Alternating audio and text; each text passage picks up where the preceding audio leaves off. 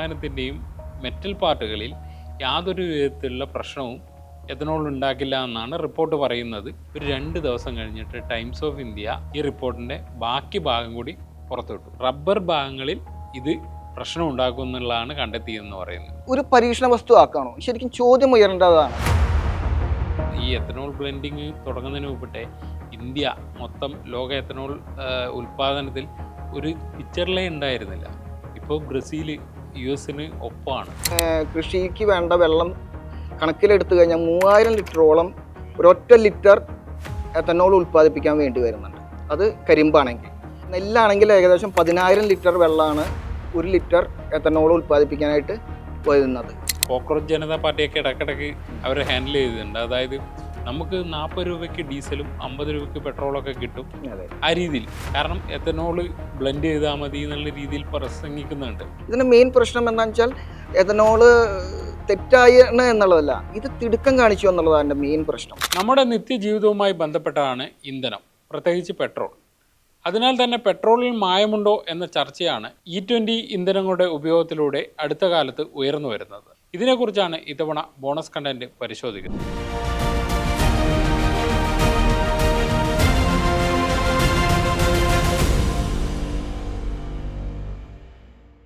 Petrol എല്ലാം പ്യുവറായിരിക്കണം, അതിലെന്തെങ്കിലും കലർത്തിയിട്ടുണ്ടെങ്കിൽ അത് മായമാണ് എന്നുള്ളത് പണ്ടേയുള്ള ഒരു ഇത്. പക്ഷേ ഒരു 2000 തൊട്ട് തന്നെ നമ്മുടെ എത്തനോൾ എന്ന് പറയുന്ന ഇത് ഉപയോഗിക്കുന്നുണ്ട്.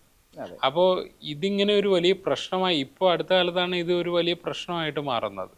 അതിൽ 2-3 പാർട്ട് പറയുന്നുണ്ട്. ഒന്ന് നയവൈകല്യമുണ്ട്, പിന്നെ ഇതിൻ്റെ സാങ്കേതികമായ പ്രശ്നങ്ങളുണ്ട്. എന്താണ് ഇപ്പോഴത്തെ ഒരു ചിത്രം, പൊതുചിത്രം? നമുക്കിത് എന്തുകൊണ്ട് എഥനോൾ എന്നുള്ള ചോദ്യത്തിൽ തന്നെ തുടങ്ങേണ്ടി വരും എന്നുള്ളതാണ്. പ്രധാനമായിട്ട് 2-3 കാര്യങ്ങളാണ് പറയുന്നത്. ഒന്ന് എന്നുള്ളത്, എഥനോൾ പെട്രോള് കൊണ്ടുവന്നു കഴിഞ്ഞാൽ ക്രൂഡ് ഓയിലിൻ്റെ ഇറക്കുമതി നമുക്ക് കുറയ്ക്കാൻ പറ്റും. അത് വല്ലാത്തൊരു ലാഭം നമ്മുടെ എക്കോണമിക്ക് ഉണ്ടാക്കും എന്നുള്ളതാണ് ഒന്ന്. രണ്ടാമത് പറയുന്നത്, ഇത് കാർബൺ എമിഷനെ കുറയ്ക്കും എന്നുള്ളത് തന്നെയാണ്. പിന്നീട് അനുബന്ധമായിട്ട് പല കാര്യങ്ങളും പറയുന്നുണ്ട്. പക്ഷേ ഈ 2 കാര്യങ്ങളാണ് നമുക്ക് പ്രധാനമായിട്ടും ഊന്നിപ്പറയുന്നത്. അത് ഈ സൃഷ്ടികൾ, ഇതൊക്കെ വ്യാജ സൃഷ്ടികളാണെന്ന് വളരെ വ്യക്തമായിട്ട് നമുക്കതിൻ്റെ കണക്കുകളും ബാക്കിയും പറയുന്നത് മനസ്സിലാക്കും. ആദ്യത്തെ കാര്യം തന്നെ നമുക്ക് നോക്കാം. ക്രൂഡ് ഓയിലിൻ്റെ ഇറക്കുമതി കുറയ്ക്കും എന്നാണ് പറയുന്നത്. സാധാരണഗതിക്ക് നമ്മുടെ രാജ്യത്ത് ഏകദേശം 185 മില്യൺ ടൺ ക്രൂഡ് ഓയിലാണ് ഇമ്പോർട്ട് ചെയ്യുന്നത്. ഏകദേശം $55 ബില്യൺ നമ്മളതിന് വേണ്ടി ചെലവിടുന്നത്. 85% പുറത്തുനിന്ന്. അതെ. അപ്പോൾ അതിൽ നമുക്ക് ഇപ്പോൾ സേവ് ചെയ്യും എന്ന് പറഞ്ഞത് 7.3%. അതായത് $55 ബില്യൺ 7.3% ക്രൂഡ് ഓയിൽ ഇറക്കുമതി നമുക്ക് സേവ് ചെയ്യാം. ഈ ഒരു തീരുമാനം കുറയ്ക്കാം എന്നാണ് ഈ ഒരു തീരുമാനത്തിലൂടെ നമുക്ക് കിട്ടുന്ന പ്രധാന പോയിന്റായിട്ട് മന്ത്രാലയം പറയുന്നത്. അപ്പോൾ ഇതെങ്ങനെയാണ് ഈ 7.3% എന്നുള്ള കണക്കിലെത്തിയത് എന്നുള്ളൊരു സംശയം ഉന്നയിക്കപ്പെടുന്നുണ്ട്. കാരണം എന്താണെന്ന് വെച്ചാൽ മൊത്തം പെട്രോളിയം ഇറക്കുമതിയുടെ 17.5% മാത്രമാണ് നമ്മൾ പെട്രോളിയം ഇന്ധനമായിട്ട് ചെലവിടുന്നത്. അതിൽ 20% കുറവ് വരും എന്നാണ് പറയുന്നത്. ഇത് കണക്കാക്കുമ്പോൾ തന്നെ നമുക്ക് 20% കുറവ് എന്ന് പറയുമ്പോൾ, അതായത് 17.5%, 20% എന്നുള്ളത് ഏകദേശം 3.5% മാത്രമേ വരുള്ളൂ. പക്ഷേ നമ്മളുടെ മന്ത്രാലയം പറയുന്നത് എത്രയാണ്? 7.3% നമുക്ക് കിട്ടുന്ന ലാഭം എന്നുള്ളത്. ഓൾറെഡി ആ ഒരു കണക്കിൽ തന്നെ ഒരു വ്യത്യാസം നമുക്ക് കൃത്യമായിട്ട് ഫീൽ ചെയ്യും. പിന്നെ ഇത് എങ്ങനെയാണ് നമ്മുടെ ക്രൂഡ് ഓയിൽ കുറയ്ക്കും എന്നുള്ളത് ബേസിക് ആയിട്ടുള്ള കാര്യങ്ങൾ ചില കണക്കുകൾ വെളിപ്പെടുത്തി കഴിയുമ്പോൾ നമുക്കിത് വേണമെങ്കിൽ ഇതിനെ നമുക്ക് ഈ ഒരു പറയുന്ന കണക്കുകൾ തെറ്റാണെന്ന് നമുക്ക് പറയാൻ പറ്റും. കാരണം എന്താ വെച്ചാൽ ഏകദേശം ഇവർ തന്നെ പറയുന്നത് പ്രകാരം 15 മുതൽ 20% വരെ മൈലേജ് കുറയുമെന്ന് പറയുന്നുണ്ട്, സമ്മതിക്കുന്നുണ്ട്. മന്ത്രാലയം തന്നെ പലപ്പോഴും സമ്മതിക്കുന്ന കാര്യം തന്നെയാണ്. എഞ്ചിൻ്റെ കാര്യക്ഷമതയും ബാക്കിയുമായിട്ട് ബന്ധപ്പെട്ടുകൊണ്ട് 15 മുതൽ 20% വരെ കുറയാമെന്ന്. 15% എന്നുള്ളത് നമുക്ക് കാൽക്കുലേറ്റ് ചെയ്യാം. അതായത് E10 പെട്രോളിൽ 15% എന്ന് പറയുമ്പോൾ ഏകദേശം കുറയുമ്പോൾ 900 മില്ലി പെട്രോളും 100 മില്ലി എഥനോളുമാണ് ഉണ്ടാവുക. അതായത് E10 പെട്രോളാണെങ്കിൽ ഇത് E20 ആകുമ്പോൾ ഏകദേശം 920 മില്ലി പെട്രോളും 230 മില്ലി എഥനോളും ഉണ്ടാവും. ഒരേ ഡിസ്റ്റൻസിലേക്ക് പോകുമ്പോൾ, അതായത് 15% ഇന്ധന വർധനവും കണക്കെടുക്കുമ്പോൾ സ്വാഭാവികമായിട്ട് ഈ ഒരു കണക്കുകളൊക്കെ പരിശോധിക്കുമ്പോൾ നമുക്ക് അധികമായിട്ടാണ് ഈ എത്തനോൾ നമ്മൾ കൂടുതലായിട്ട് ചേർത്തിട്ടുള്ള പെട്രോൾ വരുമ്പോൾ നമുക്ക് പെട്രോൾ കൂടുതലായിട്ട് നമുക്ക് ഇമ്പോർട്ട് ചെയ്യേണ്ടി വരിക. ഇത്തരം ചില കണക്കുകൾ പരിശോധിക്കുമ്പോൾ നമുക്ക് കൂടുതലായിട്ട് യാതൊരു ക്രൂഡ് ഓയിൽ ഇറക്കുമതി കുറച്ചതുകൊണ്ട് പ്രയോജനം ഉണ്ടാവുന്നില്ല എന്നുള്ള ചില കണക്കുകൾ ഇതിന്റെ ഭാഗമായിട്ട് ഈ ജൂലൈയിൽ ഇത് E25 ഇൻട്രൊഡ്യൂസ് ചെയ്യാൻ പോകുന്നു എന്ന് പറയുമ്പോൾ ഇതിനെതിരെ വലിയൊരു തോതിലുള്ള വിവാദങ്ങൾ ഉയർന്നു വരുന്നു. ആ സമയത്ത് പെട്രോളിയം മന്ത്രാലയം ഒരു പത്രക്കുറിപ്പ് ഇറക്കി. അപ്പോൾ അതായത് 2001-2 കാലഘട്ടം തൊട്ട് ഈ 10% നമ്മളിങ്ങനെ ഇംപ്ലിമെൻ്റ് ചെയ്തു വരുന്നുണ്ട്. 2013-14 കാലത്ത് അത് ഉയർത്തി. അത് 2020 കോവിഡ് കാലത്താണ് അതിവേഗം അന്ന് മോദി പ്രസംഗിച്ച അന്നത്തെ ആത്മനിർഭർ ആ പ്രസംഗത്തിൽ പറയുന്നത് നമുക്ക് 2025 ആകുമ്പോഴത്തേക്ക് 25% എത്തനോൾ എന്നുള്ള ലക്ഷ്യത്തിലേക്ക് എത്തണം എന്ന് പറയുന്നു. അപ്പോൾ ഇവർ പ്രസിദ്ധീകരിച്ച പത്രക്കുറിപ്പിൽ രസം എന്ന് പറഞ്ഞാൽ ഇത് 2001 മുതലുള്ള കണക്കാണ്. പിന്നെ അതുപോലെ 909 ലക്ഷം കാർബൺ എമിഷൻ കുറച്ചു ടൺ. ഇതൊക്കെ അന്നത്തെ കാലം തൊട്ടുള്ള കണക്കുകളാണ് ഇവർ പറയുന്നത്. പിന്നെ 1.18 ലക്ഷം കോടി ഫാർമേഴ്സിന് കിട്ടി. അതായത് എത്തനോൾ ഉണ്ടാക്കണമെങ്കിൽ കാർഷിക വസ്തുക്കൾ, അസംസ്കൃത വസ്തുക്കൾ വേണം, അത് വാങ്ങിയില്ല ഫാമേഴ്സിന് കിട്ടിയെന്ന് പറയുന്നത്. ഇത് ഫാമേഴ്സ് ഈ വിദേശ ഫോറിൻ കറൻസി നമ്മൾ പെട്രോളോ അല്ലെങ്കിൽ ക്രൂഡ് ഓയിൽ വാങ്ങാൻ ഉപയോഗിക്കുന്നത്, പിന്നെ ഈ കാർബൺ എമിഷൻ, ഈ 3 ലക്ഷ്യങ്ങളാണെന്നല്ലോ പറഞ്ഞത്. പക്ഷേ ഇതിൽ വേറൊരു രസകരമായ കാര്യം എന്ന് പറഞ്ഞാൽ ഈ നിതിൻ ഗഡ്കരി എന്ന് പറയുന്ന മന്ത്രിയാണല്ലോ എത്തനോളിൻ്റെ ഏറ്റവും വലിയ പ്രചാരകൻ. അദ്ദേഹം തന്നെയാണ്. അദ്ദേഹം ഈ കഴിഞ്ഞ ദിവസം ഇദ്ദേഹത്തിനെതിരെ വലിയ വിമർശനം വരുമ്പോൾ ഇദ്ദേഹം ഏതാണ്ട് ഒരു 10-20 മിനിറ്റ് എടുത്തിട്ട് സർക്കാർ രേഖയൊക്കെ വെച്ചിട്ട് ഏതോ ഒരു പബ്ലിക് പ്ലാറ്റ്ഫോമില്ല, എന്തോ ഒരു സബ്മിറ്റിലാറ്റം വന്നിരുന്ന് ഇതിനെ അങ്ങ് പറയുകയാണ്. ബ്രസീലിലുണ്ട്, ജപ്പാനിൽ ഉപയോഗിക്കുന്നുണ്ട്, ആ കണക്കൊക്കെ പറഞ്ഞിട്ട്. അപ്പോൾ ഇദ്ദേഹത്തിനെതിരെയുള്ള വിമർശനം ഇത് ചെയ്യാൻ പറയുകയാണ്. പക്ഷേ ഇദ്ദേഹത്തിൻ്റെ മുമ്പുള്ള ഒരു പ്രസംഗമുണ്ട്, അതായത് അത് ഫേമസ് ആണ്. അത് കോക്രോച്ച് ജനതാ പാർട്ടിയൊക്കെ ഇടയ്ക്കിടയ്ക്ക് അവർ ഹാൻഡിൽ ചെയ്തിട്ടുണ്ട്. അതായത് നമുക്ക് 40 രൂപയ്ക്ക് ഡീസലും 50 രൂപയ്ക്ക് പെട്രോളൊക്കെ കിട്ടും, ആ രീതിയിൽ. കാരണം എത്തനോൾ ബ്ലെൻഡ് ചെയ്താൽ മതി എന്നുള്ള രീതിയിൽ പ്രസംഗിക്കുന്നുണ്ട്. അത് നേരെ ഉൾട്ടയുന്ന രീതിയിലാണിത്. കാരണം നമ്മൾക്ക് ഏറ്റവും വേറൊരു സൈഡ് ബെനിഫിറ്റായത് പറഞ്ഞത് ഇന്ധനത്തിൻ്റെ വില കുറയുന്നതാണ്. നമ്മൾ ഈ ചിത്രം എടുത്തു നോക്കിയാൽ 2013-14 ക്രൂഡ് ഓയിൽ വില അത്രയും ഉയരത്ത് നിന്നപ്പോൾ നമ്മൾ 70-80 ഒക്കെ പെട്രോളിന് വിലയുണ്ടായിരുന്നു. പിന്നെ അത് 100 അതേസമയത്ത് ക്രൂഡ് ഓയിലിൻ്റെ വില താഴോട്ടായിരുന്നു. ഏറ്റവും അവസാനം യുദ്ധം ഒരു സാഹചര്യം, നമുക്കറിയാം 85% ക്രൂഡ് ഓയിൽ ഇറക്കുമതി ചെയ്യുന്ന ഒരു രാജ്യത്തിന് ഏത് ആഗോള പ്രതിസന്ധി വന്നാലും അത് ബാധിക്കും. അപ്പോൾ നമ്മൾ ഈ യുദ്ധത്തിൻ്റെ പശ്ചിമേഷ്യയിലെ യുദ്ധത്തിൻ്റെ പശ്ചാത്തലത്തിൽ നമ്മുടെ പെട്രോൾ വില ഉയർത്തി, പക്ഷേ ക്രൂഡ് ഓയിൽ വില ഇടിഞ്ഞു, കുറച്ചില്ല. ഈ എത്തനോള് ബ്ലെൻഡ് ചെയ്തതാണെങ്കിൽ നമുക്ക് ആ ബെനിഫിറ്റ് കിട്ടണ്ടേ, ജനങ്ങൾക്ക് കിട്ടണ്ടേ ആ ബെനിഫിറ്റ്, അത് കിട്ടുന്നില്ലല്ലോ. ഈ എത്തനോളിൻ്റെ ഏകദേശം 1 ലിറ്റർ ഉൽപ്പാദിപ്പിക്കാൻ 72 രൂപയാണ്. അത് പെട്രോളിൻ്റെ ഏകദേശം 52 വരുന്നുള്ളൂ, ബാക്കിയൊക്കെ ടാക്സാണ് വരണേ. ഇത് ബാലൻസ് ചെയ്ത് പോകുമ്പോഴാണ് നമ്മൾ ഇപ്പോഴത്തെ നിരക്കിലെത്തുന്നത്. നേരത്തെ പറഞ്ഞ പോലെ തന്നെ എന്തുകൊണ്ട് ഈ എത്തനോൾ ഉൽപ്പാദനം എന്നുള്ളത് പരിസ്ഥിതി സൗഹൃദം, രണ്ടാമത്തെ പോയിന്റുള്ളത് പരിസ്ഥിതി സൗഹൃദം എന്നുള്ളതാണ്. ഈ കാർബൺ എമിഷൻ കുറയ്ക്കുക എന്നുള്ളതാണല്ലോ ലക്ഷ്യം. ഇവിടെയുള്ള ഏറ്റവും കൂടുതൽ മലിനീകരണ പ്രവർത്തനത്തിൽ ഏർപ്പെടുന്നത് ഇത്തരം ചില എത്തനോൾ ഫാക്ടറികളാണെന്ന് സ്വാഭാവികമായിട്ട് നമുക്ക് നോർത്ത് ഇന്ത്യയിലുള്ള എത്തനോൾ ഫാക്ടറികൾ സന്ദർശിക്കുമ്പോൾ അറിയാം. അതിൻ്റെ ഭാഗമായിട്ട് ഉൽപ്പാദിപ്പിക്കുന്ന മാലിന്യങ്ങൾ അത്രമാത്രം ദൂഷമാണ്.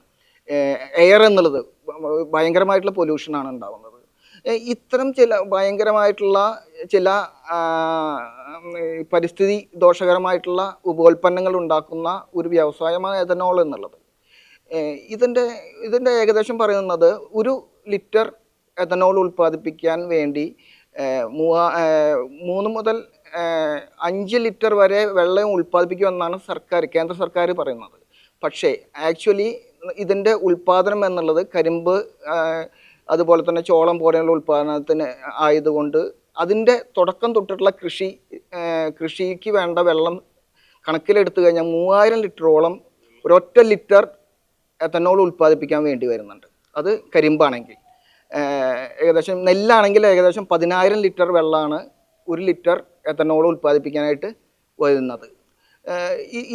ഇത് പിന്നെ ഇത് ഉൽപ്പാദിപ്പിക്കുന്ന മാലിന്യങ്ങൾ കണക്കിലെടുക്കുമ്പോൾ ഇത്തരം ഈ എഥനോൾ ഉൽപ്പാദനം എന്നുള്ളത് ശരിക്കും പരിസ്ഥിതി ഹരിതമല്ല, പരിസ്ഥിതി ദോഷകരമാണ് എന്നുള്ള ചില നിലപാടുകളിലേക്ക് എത്തേണ്ടി വരും. വലിയ ജലക്ഷാമം ഉണ്ടാകും എന്നുള്ള ചിലർ പറയുന്നുണ്ട്. കാരണം നമ്മൾ ഇത് ആദ്യം ഈ പദ്ധതി പിന്നെ പറഞ്ഞ സമയത്ത് ഇത് പിന്നെ നമ്മുടെ കരിമ്പിൻ്റെയും മറ്റു രണ്ടാം തലമുറയിൽ നിന്ന് ഉണ്ടാക്കുന്ന എഥനോളാണ് നമ്മൾ ഉപയോഗിക്കുക എന്ന് പറഞ്ഞു.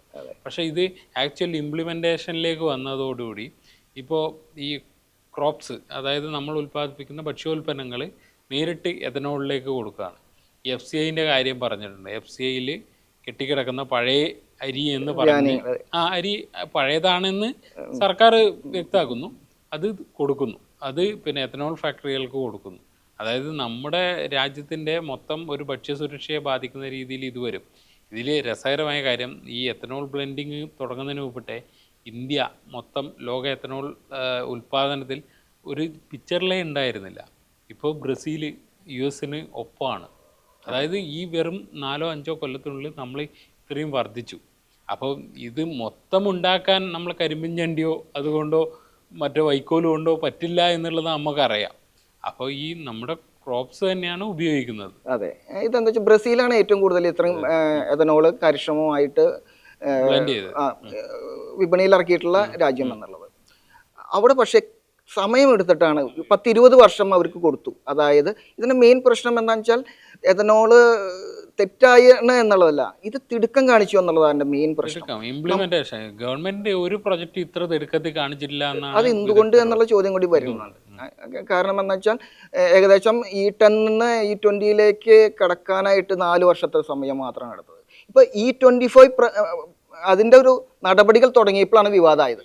എന്തിന് നമ്മൾ, അതായത് 2030 തീരേണ്ട E20 എന്നുള്ള ആ ഒരു പ്രൊജക്റ്റിനെ എന്തുകൊണ്ടാണ് നമ്മൾ 4 വർഷം നേരത്തേക്കാക്കുന്നത് എന്നുള്ള സംശയം സ്വാഭാവികമായിട്ട് താങ്കൾ പറഞ്ഞ പോലുള്ള ചില അഴിമതി കുരുക്കുകളിലേക്കൊക്കെ വഴിതെളിക്കുന്നുണ്ട്. നിതിൻ ഗഡ്കരിയിലേക്കാണല്ലോ ചൂണ്ടുന്നേ. അതെ, അതായത് പുള്ളിയുടെ മക്കളുടെ കമ്പനി സിയാനാഗ്രോ എന്ന് പറയുന്ന കമ്പനി ഈ പിന്നെ എഥനോൾ ഉൽപ്പാദനവുമായി നേരിട്ട് ബന്ധമുണ്ട്. അവരുടെ ലാഭം 2000 മടങ്ങ് അല്ലെങ്കിൽ പിന്നെ ഷെയർ 200 മടങ്ങ് വർദ്ധിച്ചു എന്നൊക്കെ പറയുമ്പോൾ അതിൽ സ്വാഭാവികമായിട്ട് ഒരു കോൺഫ്ലിക്റ്റ് ഓഫ് ഇൻട്രസ്റ്റ് എന്നുള്ള ഒരു അഴിമതി ആരോപണം വരില്ലേ? നമ്മൾ പല കേസിലും അതാണ് പറയുന്നത്. പക്ഷെ അതൊക്കെ പച്ചക്ക് നിഷേധിച്ചുകൊണ്ടാണ് മുന്നോട്ട് പോകുന്നത്. ഈ പിന്നെ തിടുക്കം കാണിച്ചു എന്ന് പറയുന്നതേ ഇതിൽ ഏറ്റവും വലിയ പിന്നെ ഒരു തമാശ എന്ന് പറയുന്നത്, ഇന്ത്യയിൽ ഇപ്പോഴും നമുക്കൊരു ഓപ്ഷൻ ഇല്ല. ലോകത്ത് പിന്നെ എഥനോൾ മിക്സിങ് ബ്ലെൻഡിങ് നടപ്പിലാക്കിയ എല്ലാ രാജ്യങ്ങളിലും ഒരു ഓപ്ഷനുണ്ട്. നിങ്ങൾക്ക് പിന്നെ മറ്റേ 100% പെട്രോൾ വേണോ അല്ലെങ്കിൽ എഥനോൾ ബ്ലെൻഡ് ചെയ്ത് പെട്രോൾ വേണോ? ആ ഓപ്ഷൻ ഇല്ലാതെയാണ് 2025 ആകുമ്പോൾ അങ്ങ് നടപ്പിലാക്കിയത് കംപ്ലീറ്റ്. നിങ്ങൾ ഇനി എഥനോൾ ഇതാക്കുന്ന ഇതേ ഉപയോഗിക്കാൻ പാടുള്ളൂ. ഇതിൽ ഹൈപ്പോഗ്രാഫിക്സ് അങ്ങനെ പറയുന്ന ചില മെറ്റീരിയൽസ് ഉണ്ട് ഈ എഥനോളിൽ. ഇത് എഞ്ചിനെ മോശം വരുത്തും എന്നുള്ളത് ഇതിൻ്റെ ഒരു റോഡ് മാപ്പ് തയ്യാറാക്കിയിരുന്നു നീതി ആയോഗ്. ഈ റോഡ് മാപ്പിൽ തന്നെ കറക്റ്റായിട്ട് പറയുന്നുണ്ട് ഇത്ര തിടുക്കത്തിലല്ല, അതിനൊരു ടൈം പീരീഡൊക്കെ ഉണ്ട്. ഈ നീതി ആയോഗിൻ്റെ, അതായത് ഗവൺമെൻറ് തന്നെ ഏജൻസിയുടെ ഈ റോഡ് മാപ്പിനെ തെറ്റിച്ചുകൊണ്ടുള്ള ഒരു തിടുക്കാണ് ഇവർ കാണിച്ചത്, ഗവൺമെൻറ് കാണിച്ചത് എന്നാണ് പറയുന്നത്. അതിനുശേഷം ഓൾറെഡി തന്നെ E35 E18 അങ്ങനെ വേറെ ഓപ്ഷണലായിട്ട് ഇറക്കിയിട്ടുണ്ട് ഇപ്പോൾ. അപ്പൊ ഇതിലേക്കാണല്ലോ പോകുന്നത്. ഇത് ഒരു തെറ്റാണെന്ന് നേരത്തെ പ്രശാന്ത് ഏട്ടൻ പറഞ്ഞതുപോലെ ഇതൊരു തെറ്റല്ല. കാരണം നമ്മൾ ആഗോളതലത്തിൽ തന്നെ നോക്കുമ്പോൾ എനർജി ഒരു റിന്യൂവൽ എനർജി എന്നുള്ള ഒരു ഫോമിലേക്ക് മാറുകയാണ്. കാരണം നമുക്ക് ഇലക്ട്രിക്കിലേക്കാണ് അടുത്ത ലക്ഷ്യമായിട്ട് പോകേണ്ടത്. അപ്പൊ ഇന്ത്യ പോലുള്ള ഒരു രാജ്യത്ത് ഏതാണ്ട് പിന്നെ 260 പിന്നെ മില്യൺ പിന്നെ 2 വീലേഴ്സൊക്കെ ഉണ്ട്. ഇതൊക്കെ ഒറ്റ രാത്രി കൊണ്ട് നമുക്ക് ഇലക്ട്രിക് ആക്കാനൊന്നും പറ്റില്ല. ഈ ഒരു പടിപടിയായ മാറ്റം നടത്തണം. ഇപ്പോൾ പിന്നെ മോദിജി തന്നെ പല പ്രസംഗത്തിലും പറഞ്ഞത് നമ്മളെ ഒരു ഗ്രീൻ കൺട്രി എന്നുള്ളത് 2040 ലക്ഷ്യം കാണുന്നതാണ്. അപ്പോൾ ഈ അങ്ങനെ ഒരു ലക്ഷ്യത്തിലേക്കുള്ള ഒരു പടിയാണല്ലോ ഈ എത്തനോൾ ബ്ലെൻഡിങ്. അപ്പോൾ ഇത് ഇത്ര ടൈം എടുക്കണമെന്നുള്ളത് ഇത്ര ചെറിയ ടൈം തെറ്റാണെന്നുള്ളതല്ല, സമയം തിടുക്കം കാട്ടി എന്നുള്ള. എന്തുകൊണ്ട് തിടുക്കം എന്നുള്ളത് തന്നെയാണ് പറഞ്ഞ പോലെ തന്നെ നിതിൻ ഗഡ്കരിയുടെ 2 മക്കൾ എന്നുള്ള മാനസം എന്നുള്ളതും സിയാൻ എന്നുള്ള 2 ഷുഗർ കമ്പനി ഉണ്ട്. ഇതിൻ്റെ ഒക്കെ പശ്ചാത്തലം എത്ര, അതായത് E20 സാർവത്രികമാക്കുമ്പോൾ എത്ര എത്തനോളാണ് നമുക്ക് ആവശ്യം എന്നുള്ളത്. 2000 ലിറ്റർ എത്തനോൾ ഉൽപ്പാദിപ്പിക്കാനുള്ള നമുക്ക് ഇവിടെ ശേഷിയുണ്ട് എന്നാണ് അവകാശവാദം. ശരിക്കും 1380 ലിറ്റർ എത്തനോളാണ് നമുക്ക് ആവശ്യമായിട്ട് ഇപ്പോൾ ഇവിടെ ഉൽപ്പാദിപ്പിക്കുന്നത്. ഏകദേശം ഒരു 600 ലിറ്ററോളം മറ്റു ആവശ്യങ്ങൾക്ക് വേണ്ടിയിട്ടും എത്തനോൾ ഉൽപ്പാദിപ്പിക്കുന്നുണ്ട്. ഇത് സ്വാഭാവികമായിട്ട് ഇത് എങ്ങനെ ഉൽപ്പാദിപ്പിക്കണം, ഇത് എത്രമാത്രം ആവശ്യം ഈ വരും എന്നുള്ളത് ഒരു ചോദ്യം ഉണ്ട്. അതായത് ഇപ്പോഴും കേന്ദ്ര സർക്കാർ പറയുന്നത് നമുക്ക് ആവശ്യമുള്ള എല്ലാ എത്തനോളും ഇവിടെ ഉൽപ്പാദിപ്പിക്കുന്നുണ്ട് എന്നാണ്. അതേസമയം തന്നെ ഇതിൻ്റെ വേറൊരു വാണിജ്യപരമായിട്ടുള്ള നമുക്ക് കാണുകയാണെങ്കിൽ US-ന്റെ ഇടപെടൽ കൃത്യമായിട്ട്, അതായത് എത്തനോൾ ഉൽപ്പാദനം കൂട്ടുമ്പോൾ എവിടെ നിന്നാണ് നമുക്ക് എത്തനോൾ ലഭിക്കുക എന്നുള്ളതിൻ്റെ ചില സംശയങ്ങൾ ഉയർത്തിക്കൊണ്ടാണ് US ഇപ്പം നിരന്തരം നമ്മളെ കേന്ദ്ര സർക്കാരിനെ സമ്മർദ്ദം ചെലുത്തുന്നത്. ഈ ക്രോപ്സിന്റെ കാര്യം പറഞ്ഞപ്പോഴേ, ഇനിയിപ്പോൾ നമുക്ക് ഭാവിയിൽ ഇവിടെ ക്രോപ്സ് പിന്നെ ഇത് എഥനോൾ ഉണ്ടാക്കാൻ US ഇപ്പം വ്യാപാര കരാറ് വരുന്നുണ്ട്. അപ്പം നമ്മൾ കോണും മറ്റും അവിടുന്ന് ഇറക്കുമതി ചെയ്യാനുള്ള ഒരു വഴിയായിട്ട് ഇത് മാറാം. അങ്ങനെയൊക്കെ ഉണ്ട്. പിന്നെ ഇതിൽ ഇംപ്ലിമെൻറ്റേഷനിൽ വലിയ തരത്തിലുള്ള ഒരു പിന്നെ മാൾ പ്രാക്ടീസോ മിസ് പ്രാക്ടീസോ ഒക്കെ നടന്നിട്ടുണ്ട്. ഇപ്പോൾ ഇതിൽ ചിലർ ഇതിൽ പിന്നെ RTI കൊടുത്തു, എത്തനോൾ പിന്നെ ബ്ലെൻഡ് ചെയ്ത് അത് ഉപയോഗിക്കുന്ന വാഹനത്തിൽ തകരാറ് സംബന്ധിച്ച് എന്തെങ്കിലും ഒരു റിപ്പോർട്ട്, എന്തെങ്കിലും ഒരു പഠന റിപ്പോർട്ട് ഉണ്ടോ എന്നുള്ളത്. അപ്പോൾ മറ്റേ ARAI എന്ന് പറയുന്ന ഏജൻസിയാണ് ഈ രാജ്യത്തിൻ്റെ ഔദ്യോഗികമായ അങ്ങനെ ഒരു പഠനം നടത്തേണ്ടത്. ഇവരുടെ റിപ്പോർട്ടിന് വേണ്ടിയിട്ട് ഒരു RTI പല പ്രാവശ്യം കൊടുത്തപ്പോൾ ഇത് ട്രേഡ് സീക്രട്ട് ആണെന്ന് പറഞ്ഞിട്ട് പലപ്പോഴും കൊടുത്തില്ല.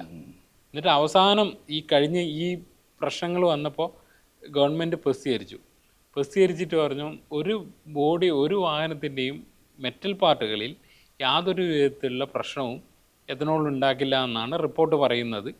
400 മണിക്കൂർ ടെസ്റ്റ് ചെയ്തിട്ട് കണ്ടുപിടിച്ചു വന്നു. ഒരു 2 ദിവസം കഴിഞ്ഞിട്ട് ടൈംസ് ഓഫ് ഇന്ത്യ ഈ റിപ്പോർട്ടിൻ്റെ ബാക്കി ഭാഗം കൂടി പുറത്തുവിട്ടു. അതിൽ പറയുന്നത് ARIൻ്റെ ഇതേ ടെസ്റ്റിൽ കണ്ടെത്തി വിചാരിച്ചാൽ റബ്ബർ ഭാഗങ്ങളിൽ ഇത് പ്രശ്നം ഉണ്ടാക്കും എന്നുള്ളതാണ് കണ്ടെത്തിയെന്ന് പറയുന്നത്. ഇപ്പം ഇങ്ങനെ വളരെ വിചിത്രമായ കാര്യങ്ങളാണ് ഇവർ ഈ സംഭവത്തിൽ നടക്കുന്നത്. കാരണം ജനങ്ങളെ ഇരുട്ടിലാക്കുവാണ്. ഇവർ പറഞ്ഞ ഒരു വാഗ്ദാനവും നടന്നില്ല. ഒന്ന് പെട്രോളിൻ്റെ പ്രൈസ് കുറഞ്ഞില്ല, പിന്നെ ഈ കാർബൺ എമിഷനിലും പിന്നെ നമ്മുടെ ക്രൂഡ് ഓയിൽ ഇറക്കുമതി കണക്കുകളിലും പിന്നെ യഥാർത്ഥ കണക്ക് പുറത്തുവിടുന്നില്ല. പിന്നെ ഇതിനൊരു റോഡ് മാപ്പ് എന്ന് പറയുന്നത് ശരിക്കും നടപ്പിലാക്കുന്നില്ല. അതിന് പുറമെയാണ് ഈ ഗഡ്കരിയോ അല്ലെങ്കിൽ മന്ത്രിസഭയിലെ ഒരാളെ കുറിച്ച് തന്നെ ഇങ്ങനെ ആരോപണം വരുന്നത്. അത് ഗഡ്കരി നിഷേധിക്കുകയും നമുക്കറിയാം ഇങ്ങനെ അന്വേഷണം നടക്കുമോ ഇല്ലയോ എന്ന് അറിയുകയും ചെയ്യില്ല. അതായത് 2023 ഏപ്രിലിന് ശേഷമാണ് BS6 ഫേസ് 2 വരുന്നത്. അതിന് ശേഷമുള്ള വരുന്ന വാഹനങ്ങൾക്ക് മാത്രമേ ഇത് അതായത് E20 അനുയോജ്യമാവുള്ളൂ. അതിന് മുമ്പുള്ള വാഹനങ്ങൾ ഏകദേശം 1-1.5 കോടി വാഹനങ്ങൾ, ഇതൊക്കെ പിന്നെ എന്ത് ചെയ്യും, എന്താണ് അവർക്ക് ആ വാഹനങ്ങൾക്ക് സംഭവിക്കുക എന്നുള്ള ചോദ്യം ഉയരുന്നുണ്ട്. അത് മാത്രമല്ല, ഈ മുമ്പുള്ള വാഹനങ്ങൾ പലതും കൊമേഴ്ഷ്യൽ യൂസ് ചെയ്യുന്ന വാഹനങ്ങളാണ് ഇപ്പോഴും. കാരണം നമ്മുടെ ഒരു ലോറി, ഒരു വലിയ വാഹനം വാങ്ങിയ ഒരാൾ പിന്നെ അത് ഓടിച്ച് അതിലെന്തെങ്കിലും കച്ചവടം നടത്തുന്നോ മറ്റായിരിക്കും. അത് ലോങ് ടേമിലേക്ക് വാങ്ങുന്നതാണ്.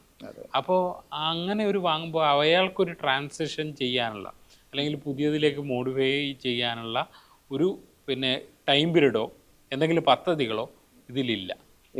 ഞങ്ങൾ നാളെ മുതൽ 5 കൊല്ലത്തെ ടൈം പീരീഡിൽ ഇതൊക്കെ, അതായത് ഒരു ദശകം എടുത്ത് ചെയ്യേണ്ട കാര്യം 5 കൊല്ലം കൊണ്ട് വളരെ ചെയ്യുന്നു എന്നുള്ളതും അത് ജനങ്ങൾക്ക് ഉണ്ടാക്കുന്ന ഇംപ്ലിമെൻറ്റേഷൻ പ്രശ്നമാണ്.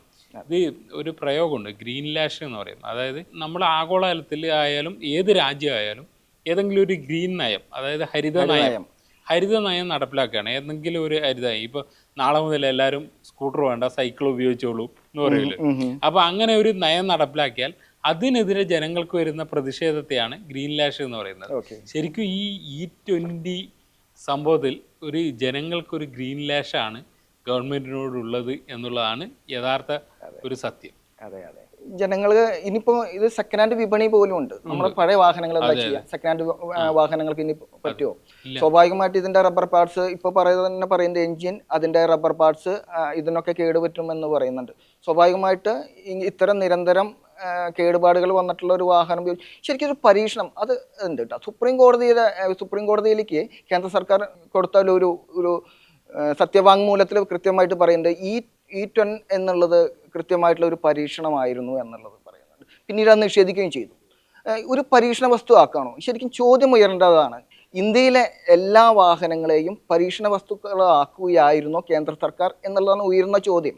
അതായത് ഒരു നിശ്ചിത സമയപരിധിക്കുള്ളിൽ സാവധാനം അതിൻ്റെതായ ഘട്ടങ്ങളിൽ മാനുഫാക്ചേഴ്സുമായി സംസാരിച്ചുകൊണ്ട് അതിൻ്റെതായ വാഹനങ്ങൾ വിപണിയിലിറക്കാനുള്ള സമയം അനുവദിച്ചുകൊണ്ട് ചെയ്യേണ്ട പ്രവൃത്തി വെറും 2-3 വർഷങ്ങൾ അല്ലെങ്കിൽ ഒരു 4 വർഷങ്ങൾ കൊണ്ട് പെട്ടെന്ന് തിരുക്കത്തിൽ എന്തുകൊണ്ട് ചെയ്യുന്നു എന്നുള്ള ചോദ്യം തന്നെയാണ് ഇതിൻ്റെ ഉള്ളിൽ എന്താണ് നടന്നത് എന്നുള്ള ചോദ്യം ഉയരാനുള്ള പ്രധാന കാരണം. സ്വാഭാവികമായിട്ട് ഒരു 2 വർഷത്തിനുള്ളിൽ 111 കോടിയോളം ലാഭമുണ്ടാക്കിയ ഈ ഗഡ്കരിയുടെ തന്നെ മക്കളുടെ വ്യവസായം, ഷുഗർ വ്യവസായവുമായി നിങ്ങൾക്ക് ഇതുമായി ബന്ധമുണ്ടോ എന്നതുൾപ്പെടെ എഥനോൾ വ്യവസായത്തിൻ്റെ ഇവർ കൺട്രോൾ ചെയ്യുന്നതോ എന്നുള്ള പല ചോദ്യങ്ങളുമാണ് ഇതിൻ്റെ ഭാഗമായിട്ട് ഉയരുന്നത്.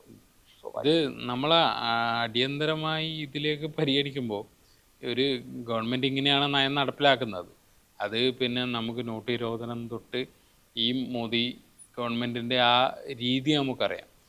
ജനങ്ങളിൽ നടപ്പിലാക്കുക, ജനങ്ങളുടെ പ്രതിഷേധങ്ങൾ ആ രീതിയിൽ പരിഗണിക്കുക, നിഷേധിക്കുക, ഇങ്ങനെയുള്ള കാര്യങ്ങളാണ് നടക്കുന്നത്. അത് മുന്നോട്ട് പോകുമായിരിക്കും. പക്ഷേ ജനങ്ങൾ എന്ന നിലയിൽ നമുക്ക് ചെയ്യാൻ കഴിയുന്നത് നമ്മൾ അപ്ഗ്രേഡ് ചെയ്യുക എന്നുള്ളതാണ്. പക്ഷേ ഗവൺമെൻറ്റിൻ്റെ ഒരു സപ്പോർട്ട് ഇതൊരു നയം എന്നുള്ള രീതിയിൽ, ഒരു ഗ്രീൻ നയം എന്നുള്ള രീതിയിൽ ചിലപ്പോൾ ഭാവിയിലേക്ക് രാജ്യത്തിന് ഗുണകരമായ ഒരു സംഭവം തന്നെയാണ്. പക്ഷേ ഇതിൽ പിന്നെ നേരത്തെ നമ്മൾ വീണ്ടും സൂചിപ്പിച്ച പോലെ ഇതിലെ തിടുക്കം, ഇതിലെ സംശയങ്ങൾ, ഇതിലെ പ്രശ്നങ്ങൾ, സാമൂഹിക പ്രത്യാഘാതങ്ങൾ ഇവയൊന്നും പഠിക്കാതെ ഉള്ള ഒരു ഇംപ്ലിമെൻറ്റേഷൻ ആയിരുന്നു. അത് നടപ്പിലാക്കുകൊണ്ട് പലരും പരാതി ഉണ്ട്, വ്യാപകമായി പരാതിയുണ്ട്. പക്ഷേ നമ്മൾ പതിവ് പോലെ IT സെൽ എന്നൊക്കെ പറയുന്ന രീതിയിൽ ഇതിനെ കൗണ്ടർ ചെയ്യുകയാണ്. അപ്പോൾ പിന്നെ ആത്യന്തികമായിട്ട് ജനങ്ങളോട് പറഞ്ഞ വാഗ്ദാനങ്ങൾ, ഒരു പദ്ധതി നടപ്പിലാക്കുന്ന വാഗ്ദാനങ്ങൾ, ആ വാഗ്ദാനങ്ങൾ ഇതുവരെ പാലിക്കപ്പെട്ടിട്ടില്ല. പക്ഷേ അതേസമയം ജനത്തിന് പലർക്കും ഇത് മറ്റൊരു അനുഭവമായി മാറിയിട്ടുണ്ട്. അതുകൊണ്ട് ഗവൺമെൻറ് പിന്നെ അഴിമതി ആരോപണം പിന്നെ രാഷ്ട്രീയമായി ഉന്നയിക്കപ്പെടുന്നതാണ്. പക്ഷെ അതിലും പോലും ഒരു വ്യക്തത നൽകാൻ ഇതുവരെ കഴിഞ്ഞിട്ടില്ല എന്നുള്ളതാണ് പ്രധാന കാര്യം. അതുകൊണ്ട് തന്നെ E20 അല്ല, ഇനി E25 ഉണ്ടാവും, E35 ഉണ്ടാവും, E40 ഉണ്ടാവും. അതങ്ങനെ പോയി. കാരണം അവസാനം ഈ 100 ആണ് ലക്ഷ്യം. അതാണ് വിപണിയിൽ ഇറക്കുകയും ചെയ്തത്. E85ഉം E100ഉം ഓൾറെഡി ഉണ്ട് മാസങ്ങൾക്ക് മുമ്പ്. E100 പിന്നെ ഡീസലിന്റെ പകരം ഉപയോഗിക്കാൻ പറ്റുന്നതാണ്. ഐസോ ബ്യൂട്ടനോളാണ് ഡീസലിന് പകരം ഉപയോഗിക്കാവുന്ന ഫ്ലക്സി ഇന്ധനം എന്ന് പറഞ്ഞ. അപ്പോൾ ഈ ഫ്ലക്സി ഇന്ധനം എന്നുള്ള ഒരു രീതിയിലേക്ക് നമ്മൾ കാര്യങ്ങൾ വരുമ്പോൾ ഇത്രയും ഗൗരവമായ വിഷയങ്ങൾ കൂടി ഇതിലുണ്ട് എന്നുള്ളതാണ് നമുക്കറിയാം. ഇന്ത്യയിൽ നടപ്പിലാക്കിയ എഥനോൾ ബ്ലെൻഡിങ് എന്ന വിപ്ലവം ശരിക്കും ജനങ്ങൾക്ക് ഗുണമാണോ ചെയ്തത് എന്നതാണ് ബോണസ് കണ്ടന്റ് ഇന്ന് പരിശോധിച്ചത്.